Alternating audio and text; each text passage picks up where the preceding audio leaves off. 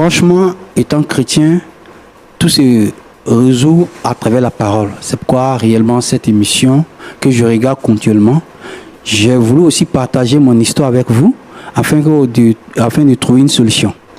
Et quelle est la personne que vous souhaitez inviter ici? Oh, ma belle-fille, comme on peut le dire, la femme de mon défunt fils. D'accord. C'est quoi son prénom ou son nom? Gisèle.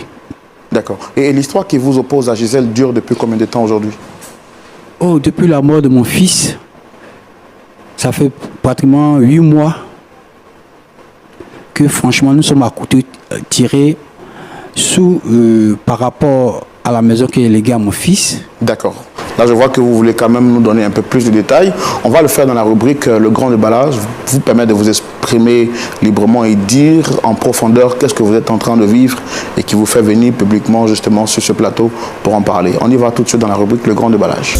Voilà, donc avant de vous céder la parole et de vous permettre de nous expliquer en large ce que vous vivez, je tiens à rappeler que nous ne sommes pas ici pour vous condamner, pour vous juger. Notre objectif, c'est de vous écouter, vous donner la possibilité de vous exprimer tranquillement. Je n'ai pas envie de vous interrompre, mais s'il arrive par moment que je ne comprends pas certaines choses, je me verrai dans l'obligation de vous poser 2 ou 3 questions en vue de comprendre votre histoire. C'est bon? Ok, c'est bon. D'accord, donc allez-y, vous avez la parole. Et franchement, je peux dire, depuis que j'étais avec ma femme, nous avons bataillé depuis 25 ans pour construire une maison. Et étant avec ma femme, franchement, pour avoir un enfant, c'était difficile. Et depuis que nous sommes mariés, c'est après 5 ans, nous avons pu avoir un enfant. Et dans le cours de la vie, ma femme m'a quitté. Donc réellement, j'étais le seul à élever cet enfant. J'ai mis tout mon amour à élever cet enfant. Et Dieu a fait grâce. Cet enfant est devenu réellement, comme on peut le dire, quelqu'un de la vie. Puisque j'étais beaucoup attaché à lui.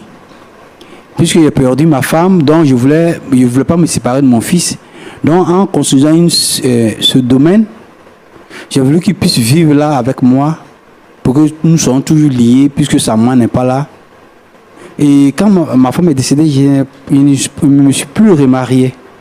Je suis resté seulement avec mon fils et j'ai tout mis à sa disposition pour qu'il puisse réussir. Et Dieu a fait grâce. Franchement, il était épanoui.